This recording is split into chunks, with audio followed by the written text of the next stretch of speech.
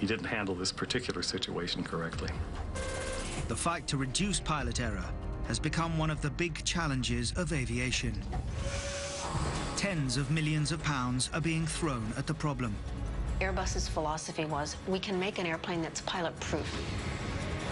But in a bid to eliminate pilot error, have we gone too far? Could it be some of these developments may have actually caused disasters?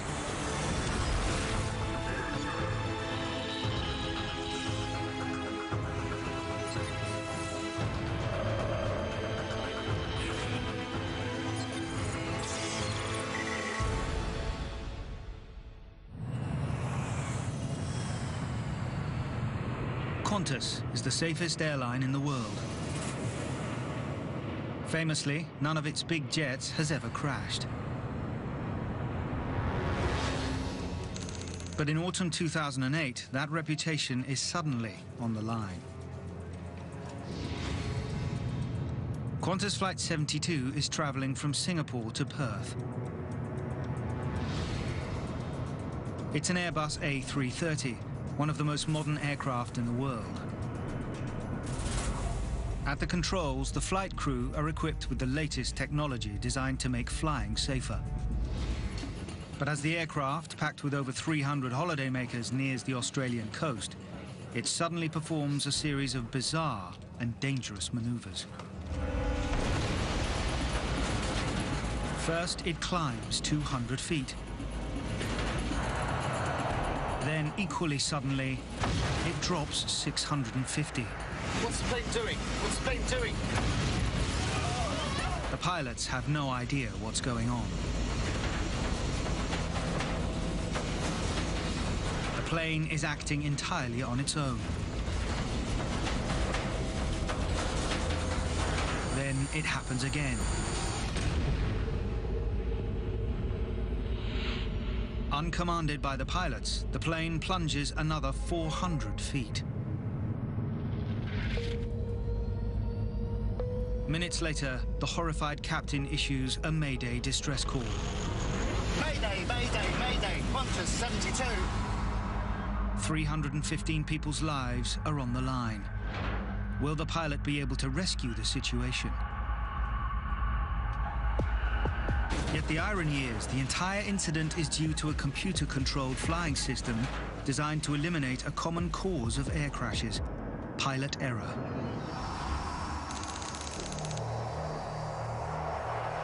Just how serious the problem of pilot error can be is brought home to the people of Britain in the winter of 1989.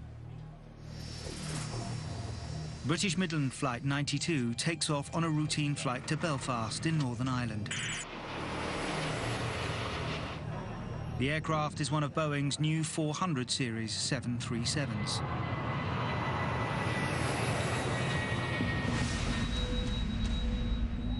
In charge is 43-year-old Captain Kevin Hunt, one of British Midland's most experienced pilots. His first officer is 39-year-old David McClelland. It's a normal takeoff.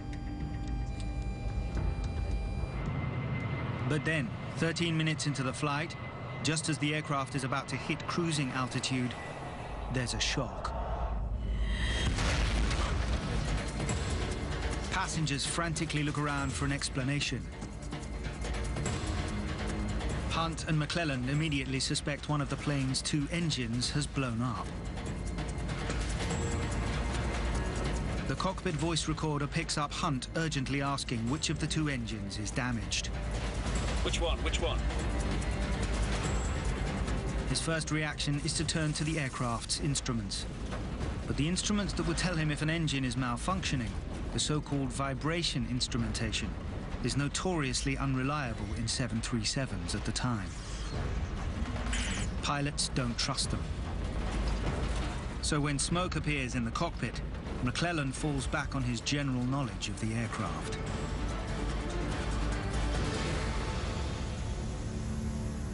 This tells him the smoke must be coming through the air conditioning system, and this, in 737s, is powered by the right engine. The The cockpit voice recorder now picks up McClelland making a clear decision. It's the right one, it's definitely the right one. Shutting down the right. Hunt immediately shuts down the right-hand engine. The clunking and vibrations cease. Calm returns to the cabin. The passengers relax. But minutes later, there's another, even bigger bang.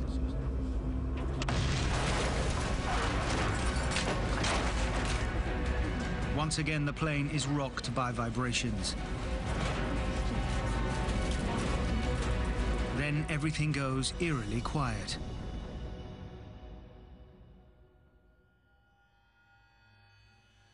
The second left-hand engine has died.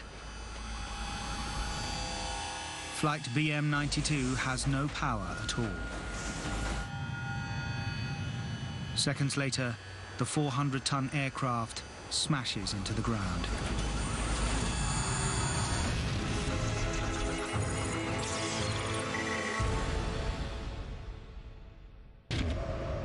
An airliner with 118 passengers on board has crashed on the M1 motorway in Leicestershire. Initial signs suggest there won't be many survivors. Ed Trimble led the air crash investigation. Mr. Trimble, BBC, can we talk to you? I'm sorry. I think most investigators would have said the chances of many surviving that would have been low. Clearly, the aircraft is flying at over 100 knots on the approach, and suddenly it's been brought to a halt very abruptly indeed, and therefore one would have anticipated the G-forces would have been really significant. Amazingly, only 47 passengers die. 71 survive. Among them is the aircraft's captain, Kevin Hunt.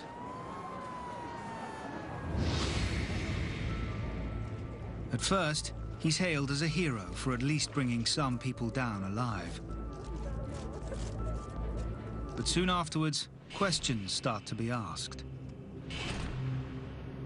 We were getting reports of ground witnesses who had seen and heard this aircraft on the approach. What we were being told was that the left engine was covered in fire. It was like looking into a furnace, someone said.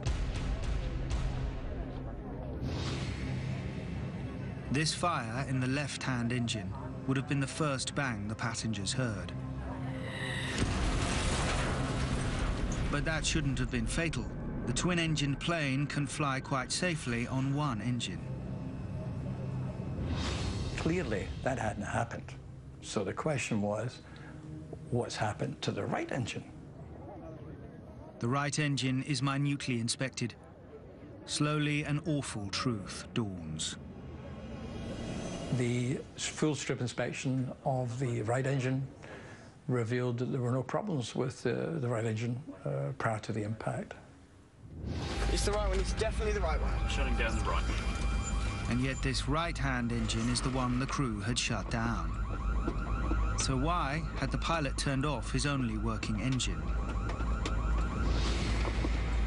The investigation will now reveal a classic case of pilot error. The pilots simply weren't familiar with their aircraft. Hunt and McClelland, not trusting their instruments, had relied on their general knowledge of 737s. This told them the smoke must be coming from the right engine, and so they'd shut it down. What they didn't know was that the new 400 series 737 is different from its predecessors. The aircon is powered by both engines. The smoke and smell came from the damaged left engine, not the perfectly good right one. David Learmount is a pilot and aircraft journalist. Both pilots had the vibration information in front of their eyes, and it was accurate. It was showing them where the problem was. But because they were used to flying on the 737-300, where the vibration instruments were not reliable, they disregarded the instruments altogether. The investigation has revealed an alarming truth. Neither pilot knew enough about the aircraft they were flying. The crash was caused by pilot error. Hunt, far from being a hero, is sacked. But behind the crash lies a much bigger issue that is increasing the chances of pilot error. A deluge of new aircraft models starts appearing from the 1980s onwards. It was a period of great development and great change in the industry. Captain Chris Clark is an airline pilot and flight trainer. Pilots were faced with a significant number of differing equipment, even on the same type of aircraft. It's a situation almost designed to foster pilot error. Pilots are having increasing difficulty keeping up with the ever-changing models. It could be a different set of flight instruments, or it could be a different flight management system computer. Each new version is better and safer than its predecessor, or fills a particular niche in the competitive aircraft market. But Kegworth has dramatically shown the downside. Hunt and McClelland had had almost no training on the new Boeing 737-400 series. The airline had assumed that because these people were experienced on the 737-300, that they really only needed what they referred to as a differences course to go onto the 400. Kegworth is a clear warning. Pilots need more systematic retraining if there are not to be further cases of pilot error. Pilots now begin to spend more time in highly realistic, computer-controlled flight simulators. But despite the new training opportunities, Tower from Midland 1, we've had an undercarriage collapse.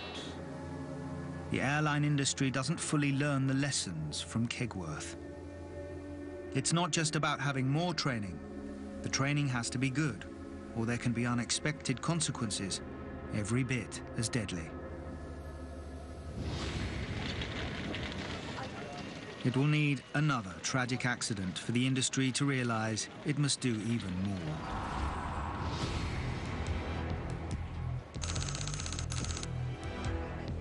Autumn 2001, and an American Airlines flight takes off from New York's Kennedy Airport. Flight 587 is bound for the Dominican Republic. On board, many of the passengers are visiting family and friends. But almost immediately after takeoff, something goes wrong. Patrick Tuhig is a local Catholic priest. I spotted this aircraft going over. I thought, looking back on it, that it was flying a bit low. It turned like this and nosedived into the ground. So then I said to myself, oh my God, this is very, very serious. And I remember thinking how beautiful that plane looked in the last seconds of its life, because the sun shining directly onto that aircraft before it hit the ground.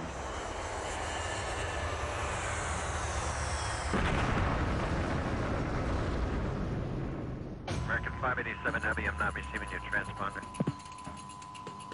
American 587 Heavy, New York. American 587 Heavy, New York.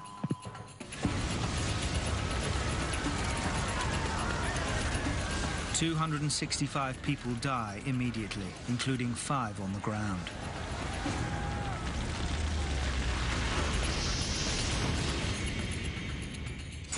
Christine Negroni is a journalist who's written extensively about the aircraft industry.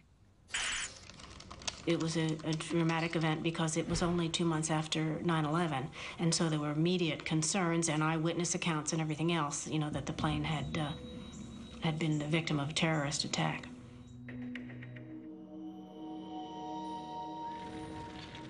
It's one of the worst accidents in American aviation history. If you saw the people in the immediate vicinity, they were stunned. One of the victims is Jose Laura, a law student. His sister still finds it hard to talk about it. It's really hard to live with this pain. I don't even want to see my brother picture because I don't want to think that he's not here with us no more. The man in charge of the crash investigation is Bob Benson. He immediately faces demands for instant answers. This is a very public disaster in a very public place. Well, there was a lot of pressure from the city of New York. The very first news conference we give, we always get the question, what happened here? What's the cause of this accident? And of course, we can never answer. The hunt for answers is hampered by the sheer scale of the devastation. There is almost nothing left of the aircraft. My initial thoughts are really about the magnitude of our job. A lot of times in these types of accidents, we get a lot of information out of the wreckage itself. But in this case, unfortunately, the fire was so complete, the aircraft was full of fuel when it hit the ground, that we had very few physical clues to look at. But then they find one massive clue. It had to do with the vertical stabilizer of the airplane that was floating in the bay over a mile away from the main impact point. It would be very strange if a terrorist simply blew the tail off of an airplane. And so we thought early on that we were probably up against something a little more complicated than a terrorist attack. It is the case that the National Transportation Safety Board is the lead agency because all information we have currently is that this is an accident. But if it is an accident, what caused it?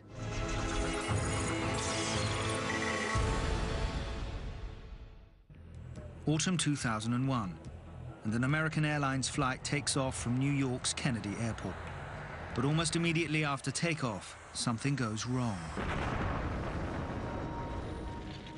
It's one of the worst accidents in American aviation history.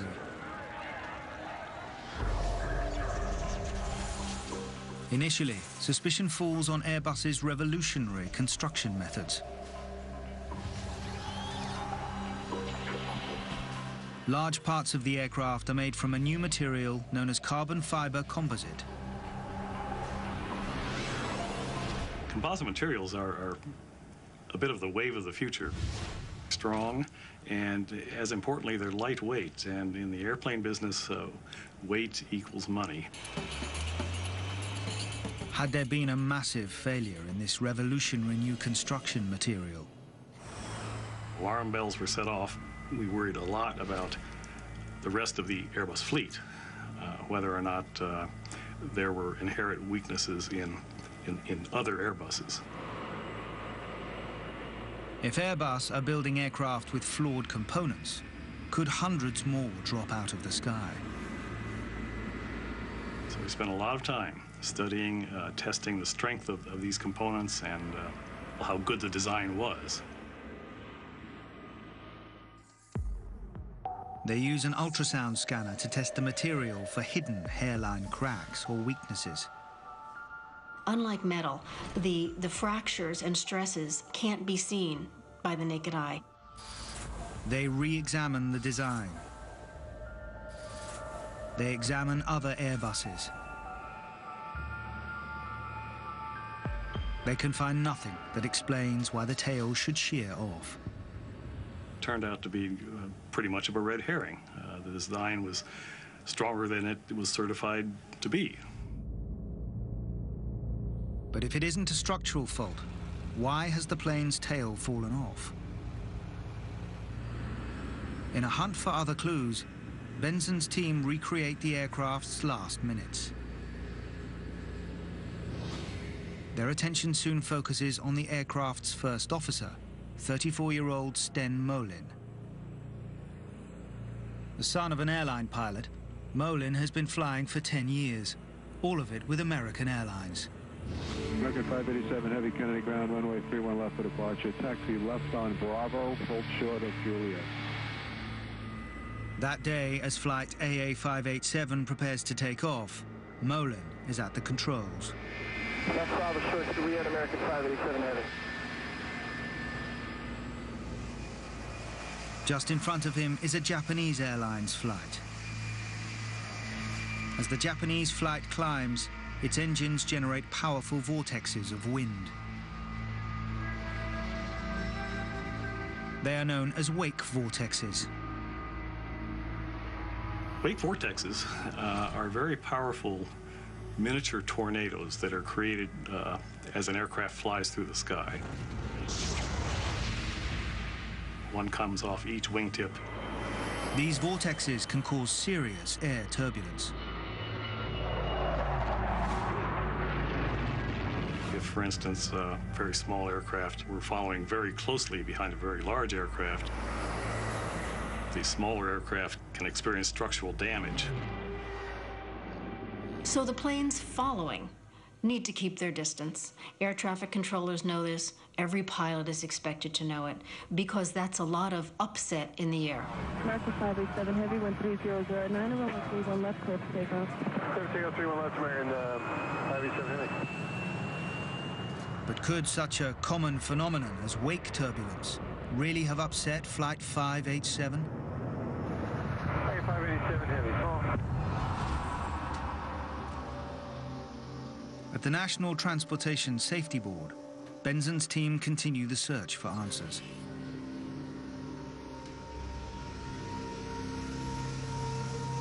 They examine the aircraft's battered flight data recorder for evidence. They turn the numeric data into an illustration of what happened. Gradually, they piece together Flight 587's final minutes, and it's all about pilot error.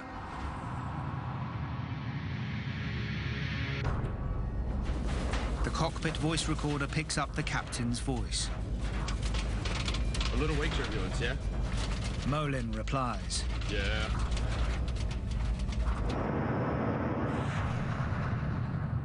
Then, to stabilize the plane, he'd stamped on the rudder controls. It's the standard procedure for stabilizing an aircraft in these circumstances. But the flight data recorder shows Molin had been particularly energetic. First, he'd forced the rudder sharply to the right, then to the left. He operated them so aggressively that the rudder went to stop. In other words, as far right and as far left as it could go. 4 times in 7.5 seconds. Back and forth, bang, bang, bang, bang, bang. The rapid movement creates huge stresses on the aircraft's structure. Eventually, they become just too great. The first officer put loads on the vertical stabilizer that were twice the design loads that the thing was certified to take, and it ultimately failed. The attaching points fracture. The tail shears off, and the plane smashes to earth.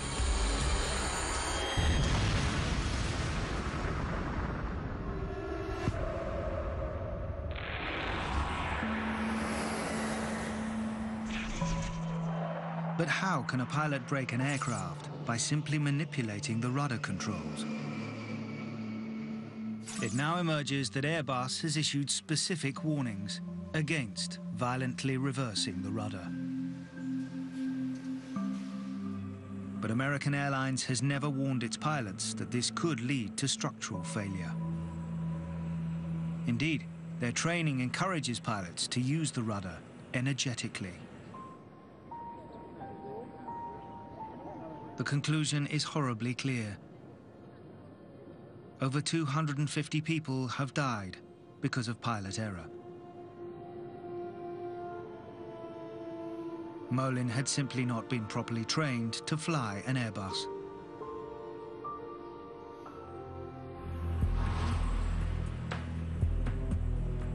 But for many lay observers, there is another question.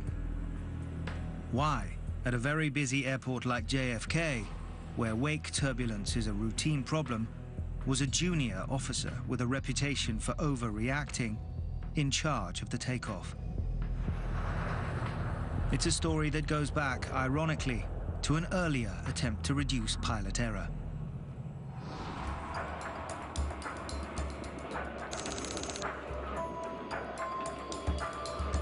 London, Heathrow, 1972. Pilots that year, at what was then called British European Airways, are in the middle of a bitter and divisive pay dispute. Junior pilots are planning a strike. But many of the airline's older pilots are vehemently opposed to the idea. One of them is Captain Stanley Key, 4 years off retirement and anxious not to rock the boat. That afternoon, Key has a furious row with a younger, militant pilot. Stanley Key's attitude was that strikes were a dereliction of duty. You had a duty to do, and one thing you did not do is fail in your duty, and your duty was to turn up to work, come what may. Several hours after the row, Key is rostered on a routine flight to Brussels. With him, on BEA Flight 548, are co-pilot Jeremy Keeley and second officer Simon Ticehurst.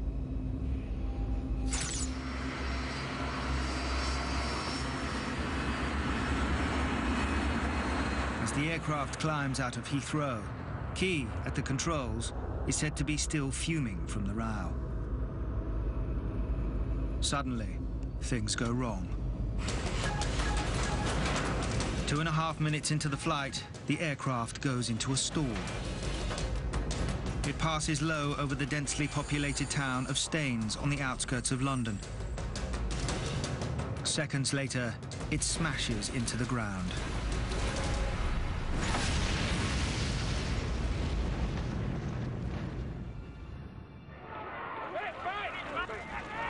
Almost immediately, sightseers clog the area.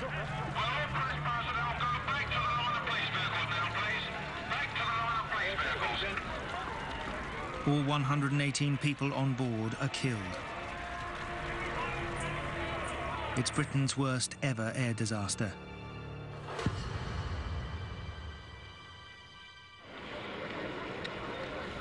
Within hours, air crash investigators arrive. As they pick through the rubble, they find something very puzzling. The flight recorder we took away last night rather suggests that something went wrong with the leading edge droop around about 1,800 feet. Droops are flaps on the front of a jet's wings that extend to provide vital extra lift at low speeds. A Trident must reach 3,000 feet and be flying at 225 knots before the droops can be safely retracted.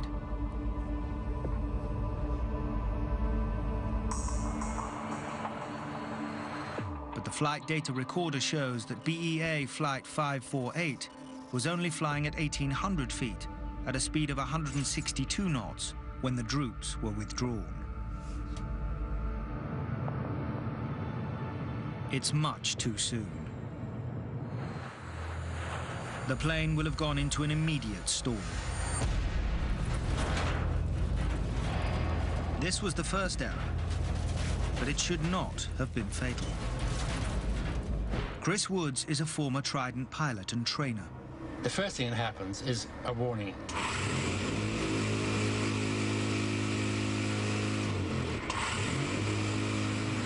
This shakes the control column and basically saying to the captain, you are flying too slowly, push the stick forward, which will lower the nose of the aircraft and gather speed. If the pilot still doesn't respond, a second emergency procedure kicks in. A ram will push the stick all the way forward and hold it there until the speed has been recovered. The plane will dive, the speed will pick up, and the stall should be averted.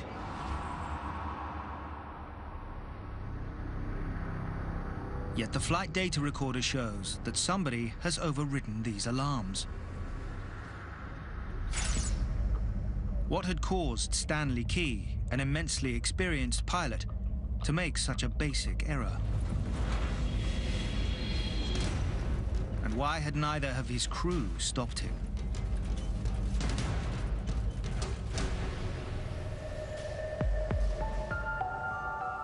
The investigators look at several possibilities. A post-mortem shows Key suffered heart problems. Could the violent row just before takeoff have triggered a sudden stroke?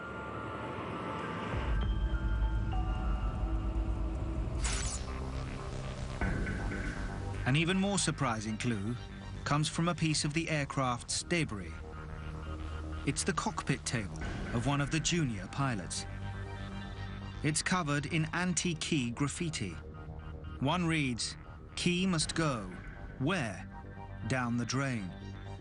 Another suggests, when Stanley Key dies, who will be God's next rep at BEA? Is this a clue to the real problem? Could the row over strike action have made Key's relationship with his young crew so bitter they simply weren't talking to each other? In the hierarchical setup in that cockpit, challenging the captain was much more difficult than it is now. We will never know if this is the truth. But the inquiry report is a trigger for important changes designed to reduce future pilot errors. From now on, it's the junior officer who flies the aircraft, particularly if conditions are difficult. This leaves the senior officer, the captain, free to watch for trouble and, if necessary, demand a new course of action. It's a safety routine that in the following years is widely adopted by airlines across the world. And it's why, nearly 30 years later, when American Airlines Flight 587 takes off from New York, nobody questions the fact that Sten Molin, the junior officer, is at the controls.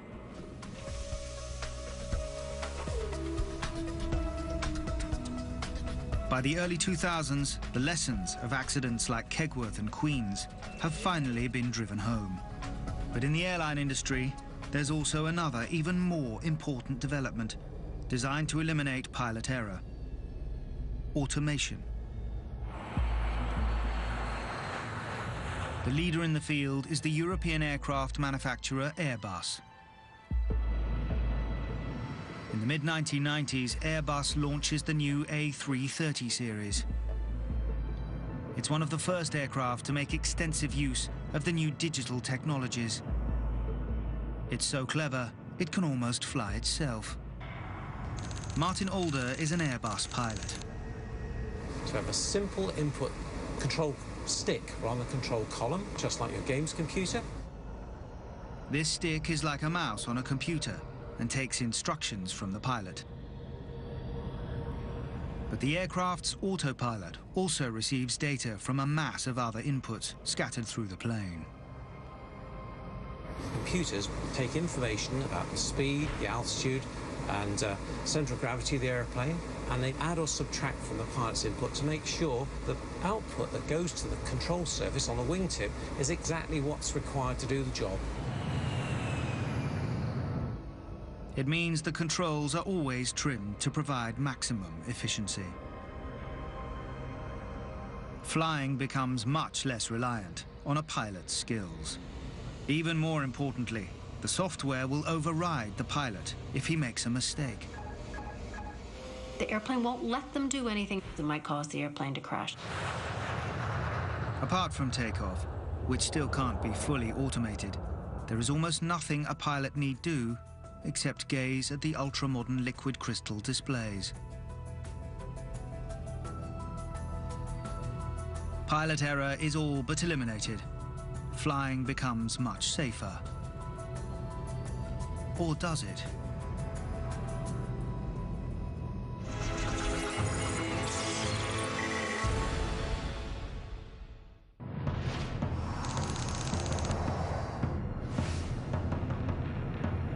Qantas Flight 72 is travelling from Singapore to Perth.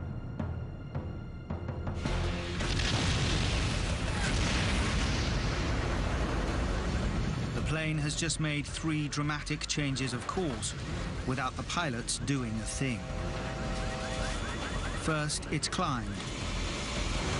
Then, it's dived. Many of the 300 passengers are in real trouble. People were thrown around. They were thrown at the ceiling and then thrown at the floor. Computers were thrown around. Baggage, that flies around. A lot of people got severely injured. Several have broken bones. Many others have been seriously battered and bruised. The pilots now frantically wrestle to seize back control. But for hours, they've been gazing at the screens and nothing's happening. It's lulled them into a false sense of security. It now takes valuable minutes to grasp what's going on. When you have a failure, there is obviously a startle factor. We are human. And then we have to start taking in the information we've got and then decide from that what the appropriate response is. If you wind up with an electronic glitch or a computer glitch in an automated cockpit, this is what pilots often say. What's the plane doing now? What's the plane doing? What's the plane doing? And that expression to me is so important because it really explains that there's sort of a disconnect between the plane and the person flying the plane. This process can cause a pilot to lose very precious time. Finally, the pilots realize the aircraft's fabled computer control system is malfunctioning and switch it off.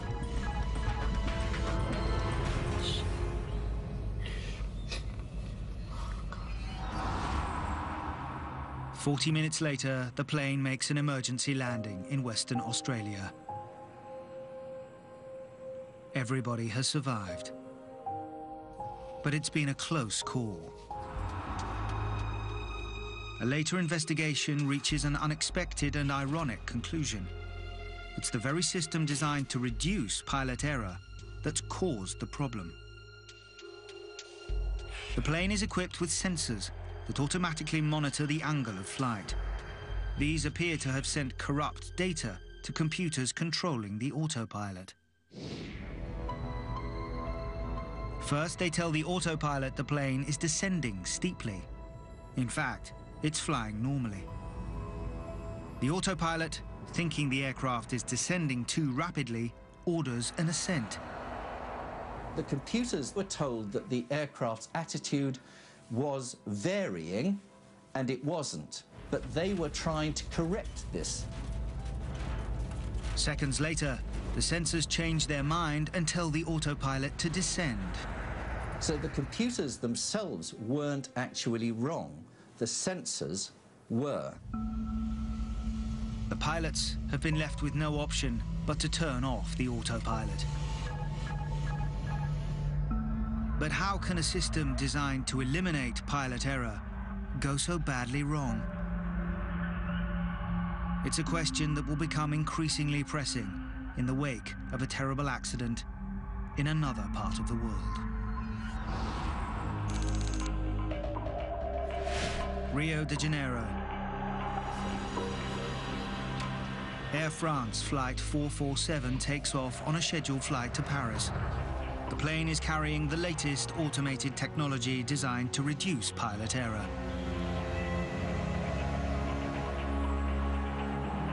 But then, 3.5 hours later, over the Atlantic, it vanishes off the radar.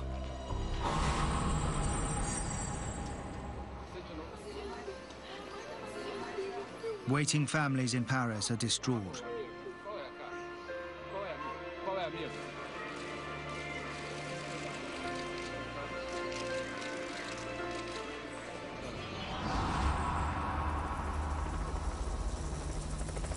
Several days later, some of the wreckage is found floating in the sea. The aeroplane hits the surface of the sea, everybody dies. So once we were up there, 30,000 feet plus, and then we're in the drink. So what happened? Despite a huge search of the crash area, the flight data recorders are not found.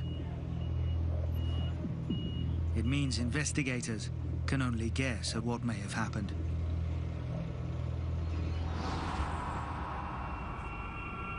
But once again, suspicion falls on the aircraft's automated flying system. Just before the crash, onboard computers automatically relayed data to an Air France ground station. This shows speed sensors on the front of the plane were giving conflicting readings about the speed of the aircraft.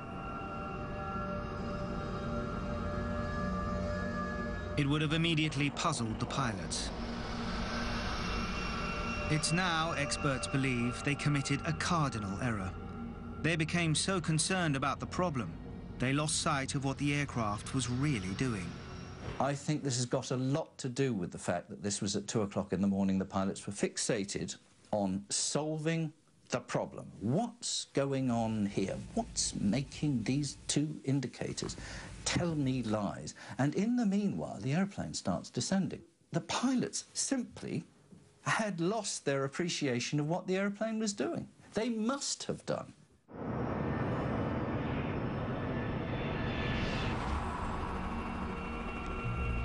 While the search for the remains of the aircraft continues, we'll never be sure if this is what happened. But once again, vital components in the automated flying system seem to have failed.